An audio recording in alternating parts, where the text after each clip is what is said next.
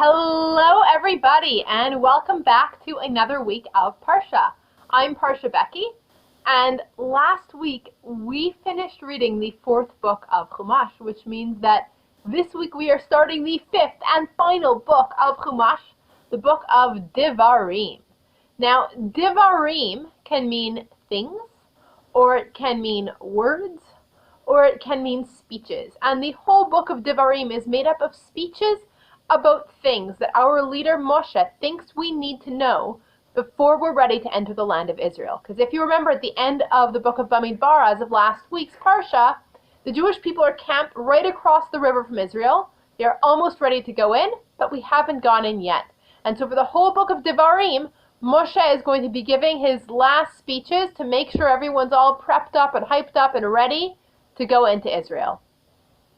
So since it's the first Parsha of the book of Devarim, the name of the Parsha is also Devarim, speeches about things that we need to know. And it starts off with Moshe giving like a little bit of a recap of where we've been, where we've come from, how we've been traveling in the desert. He reminds us how, back in the past while we were traveling through the desert, Hashem had directed Moshe to appoint leaders and judges to help Moshe lead the people. He's not just the one guy all by himself. He's got all these leaders of the subgroups within the people to help Moshe lead and help him solve disputes and solve problems. He reminds us of some of the places we've passed through. He reminds us of the story of the spies. If you remember several weeks back in the book of Bamidbar, when Moshe sent spies to scope out the land of Israel and let everyone know how great it was, and how those spies came back and were like, yeah, the land is great, but there is no way that we'll ever be able to go in. It's just going to be impossible. And got everyone feeling all dispirited and ready to just turn back and go back to Egypt the way they came from. And because of that, Moshe reminds us, Hashem said, well, if that's how the people are going to act, and that's how they're behaving, that's what they think, then none of these people will get to go into Israel. The Jewish people will have to wander in the desert for 40 years.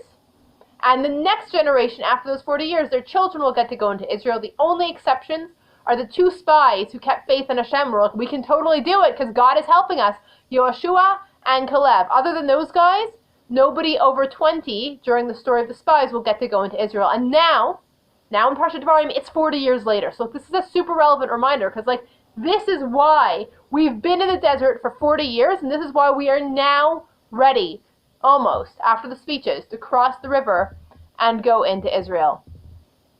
And he continues with reminders of their journeys through the desert over the course of those 40 years, and especially near the end of those 40 years, when Hashem started telling them, hey, by the way, you're on your way to Israel, but we're going to do this right, and you can't infringe on the land or the territory, the personal space of these other nations who have a right to their own land. For example, Hashem says you can't go through the land of Edom without permission, because the land of Edom belongs to the descendants of Esav, who, if you remember way back in Bereshit, Esav was Yaakov's twin brother. The Jewish people are descended from Yaakov. The people of Edom are descended from Esav. And the people of Edom, they have their own land that God gave them, because God gave that land to Esav. And Hashem said, you can ask for permission to walk through on your way to Israel, but you can't go through if they say no. So we asked, and they said no. We saw this a few parshas ago in Bamidbar, so we had to take a long way around the land of Edom. We have no right to interfere with them or to mess with them or start a fight with them because they're living in their own land. And Hashem says, hey, you can't mess with the people of Moab either because they are descended from one of the sons of Lot. You remember way even earlier back in Bereshit, Lot was Abraham's nephew. Remember, the Jewish people are descended from Abraham via his son Yitzchak and his son Yaakov. But Abraham was very close with his nephew Lot, who traveled with him to Israel. They eventually split up, and Lot moved to just outside the boundaries of Israel. But Lot's special too. He's got this relationship with Hashem. So Lot's son Moab, as the father of the people of Moab, Hashem gave them their land, the land of Moab. We can't infringe on that land. So we didn't get permission to go through the land of Moab. We can't start a fight with them. We have to go a long way around the land of Moab, and we did. And Hashem says you can't infringe on the territory of the people of Bnei Ammon, because they are descended from Lot's other kid. Lot had two sons, Moab and Ben-Ami. His son Ben-Ami is the father of the people of Bnei Ammon. We can't infringe on their territory. They didn't give us permission to go through their land. Tough. God gave them that land. We have to go the long way around their land. And we did. And then Moshe reminds us, as we're going the long way around all these places, still heading on our roundabout way to our land of Israel that God gave us, this guy Sichon, king of the Amorite people, we asked him for permission to take a shortcut through his land, and he didn't just say no like Edom and Moab and Bnei Ammon. He out and out attacked us. So we fought back, and we fought back so well that we ended up winning, and we got his land. So I was like, okay, well, tough for him. He started this fight. You got to keep his land.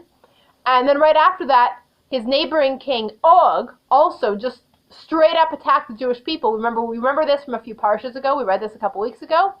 Og out and out attacks the Jewish people. Again, we fight back. We win, and we win so well that we get his land too.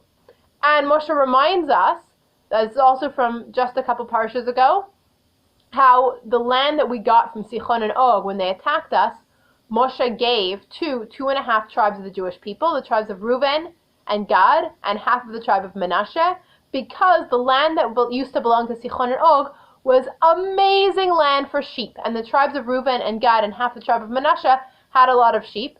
They specifically requested this land because it's so good for their sheep. And Moshe said, okay, here's the deal. And Moshe now reminds us of this deal in Parshat Devarim.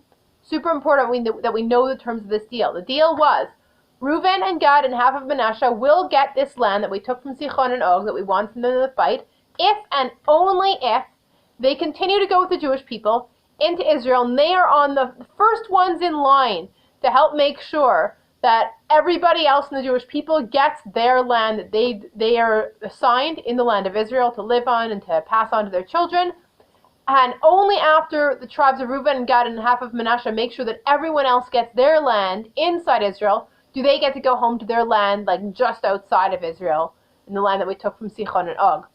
And Moshe reminds us that the future leader after Moshe, Moshe's current assistant Yehoshua, will be in charge of making sure that they follow these rules, and will be in charge of making sure that everyone else gets their land inside Israel, because after we go into Israel, Yehoshua is going to be our leader. We've got all these helpful reminders. That is the end of Parshat Devarim.